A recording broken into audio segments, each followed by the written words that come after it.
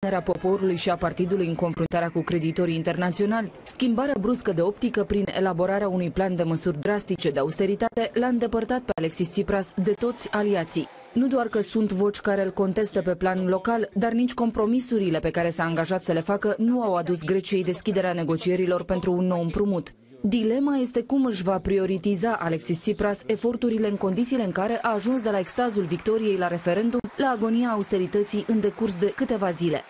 Τώρα έχουμε χρέος εθνικό να κρατήσουμε ζωντανό το λαό μας, να συνεχίσει να παλεύει με περηφάνεια για το δίκαιο του και να συνεχίσει να αγωνίζεται με πείσμα για προκοπή και ευημερία.